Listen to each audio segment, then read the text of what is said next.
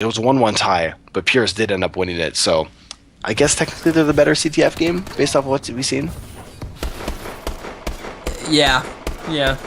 I'll give it that. Purist has the better CTF game. But you know what? Also, what we saw, I think, weren't they tied on the first side of Retreat? Yeah, they're tied 1-1, and then they won 4-1. So honestly, it could be a difference here on Gravity. Gravity could be the one to come back, but Prism, man, going 17-10, I like it. I'm a fan because didn't he go to 0-9? Yes, he was the player that was 0-9. Yeah, let's not talk about it. He's recovered a little bit. You know, he's playing a little bit better. He did not have that good game, but hey, players they don't always play amazing. You know, sometimes unless they have that you're bad Nate shot. Okay, all right.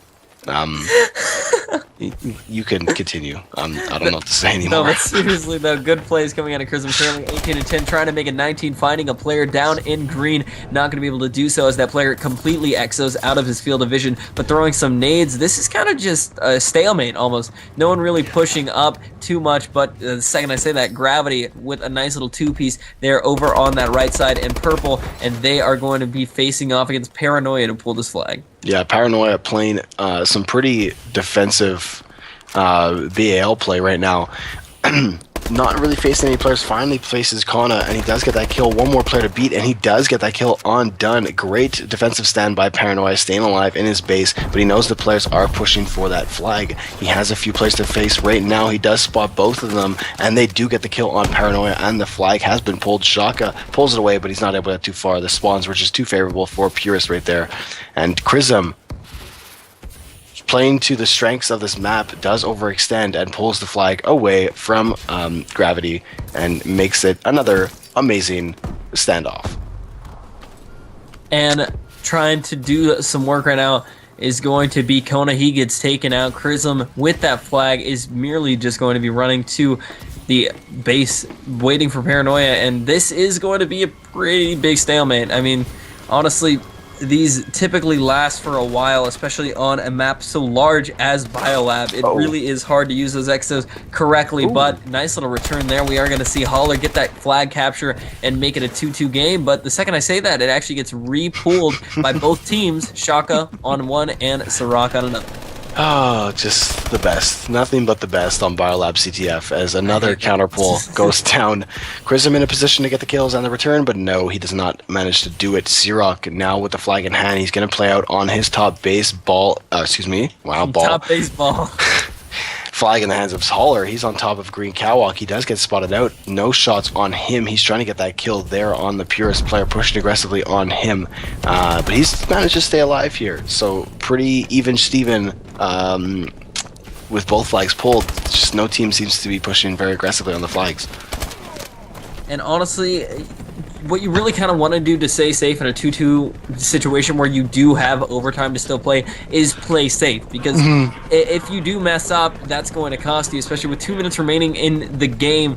You really have to retreat from that and just completely reorganize your team to come back down 3-2. But to keep the stalemate, they're going to be trying to do it, and the flag gets returned, so this is going to be a cap. Oh my god, no! Oh my god! What? Brandon with the return, yes! He gets it. Oh my goodness. Jeez. No, the flag was returned immediately by Chrism as he got the kill and was the first to pull it, but he got dropped. So Brandon cleans up the scraps and pulls the flag away. And Kana, though, again, pulls a flag in the opposite direction, and now in a standoff. Who would have thought? Who would have thought that there was a standoff? The problem with this map is it is so big that things like that can just happen, and we do see a cap come in, which will be a huge advantage for Gravity as 1 minute and 13 seconds are left. And Holler actually is being very confident when using a BAL and pulling the flag. He's going to stop for a second. Is he going to get taken out? Yes, he does, but there's going to be a player there to pick it right back up. It's going to be done on your screen now, trying to work his way around. This may be a capture. Brandon in position to stop it, and no, he's not going to be able to do it. He just choked at the last second. See, that's the tough decision. Sometimes you want to either go for the counter pull and run out of there and then get caught running and get killed easily, or you stay and get the kill and get the return. But with the new exo abilities, you can boost down so quickly and get that capture that sometimes waiting for the player to push in is never the right idea. It just seems to never work 90% of the, or it doesn't work 90% of the time, is what I'm trying to say. As we see another capture going down, Gravity looks like it's a big old GG right now as the players from Purist are leaving Gravity. They just won 4 straight maps, dude. They just played phenomenal. They've recovered after a 2-0 deficit in the map counts. They won that S&D 6-2. They won 6 straight rounds in that one. Wow. Then they followed it up with a win on the next uplink, another comeback that they had on comeback. Then they won the hard point, correct, on another quote-unquote comeback. And then they just came back and they just won CTF. Just, wow. Wow. They're comeback kings. Comeback kings, baby. Wow, this happened similar the other night. Yeah, the team went up 2-0, and then right back came the other squad to win the show match 4-2, and that was actually just on Monday night. We saw it bittersweet. A2A jumped to a quick 2-0 lead, and bittersweet just came back to take the show match 4-2. Same thing happened here tonight, guys. Purist takes a quick 2-0 lead in the show match, and Gravity puts together the next 4 maps in a row to come back and take the show match. Fantastic job. Shout out to Gravity for winning the show match. Show them some love there in the chat. Also, thank you so much for Purist for coming on. This is their second time coming on the Perfect Alliance show. They did better the first time they were on. Not so well tonight, unfortunately, but good stuff to both teams. I think we're getting Gravity in a Skype call. We're going to be bringing their team captain on for a small interview with Clayton. While we set that up, I'm going to send out a couple tweets. We're on a quick commercial break for you guys. Don't go anywhere. We'll be right back in just a couple minutes. Shall. My name's Jeff.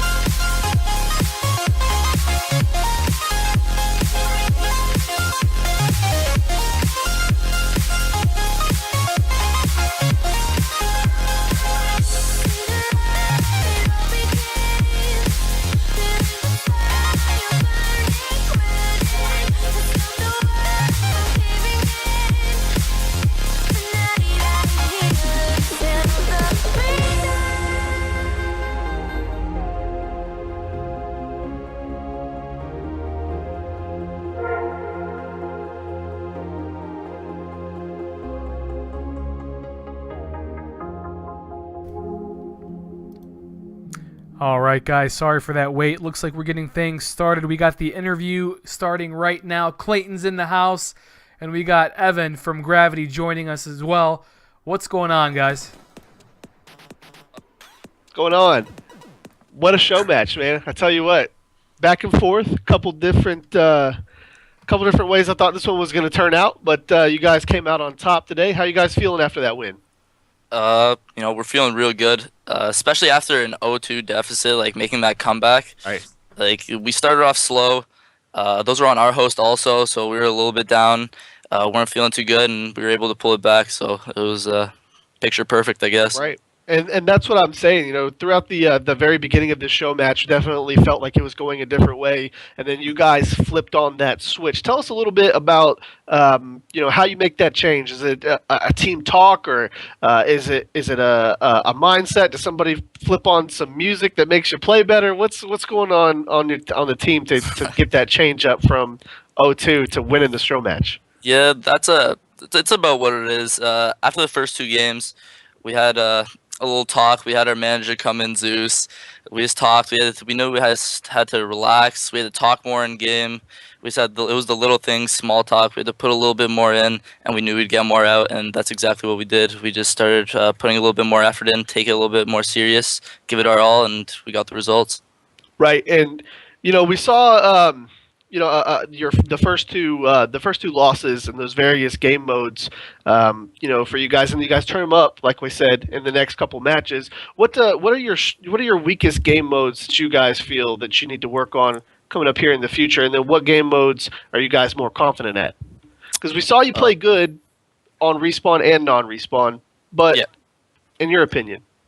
In my opinion, like if we're gonna go ranking here, I would say first we'd probably rank our highest as uplink. We play a lot of uplink. It's something like we're really good. We play good as a team. We know when to throw. We know when to throw on the base, pick it up when we're overextending to grab it. We make good plays in uplink. I'd say it's our best. Then we'd probably go hard point, and then S&D and CTF at the bottom. Probably our most least confident game modes. And it's funny you say that because Tim and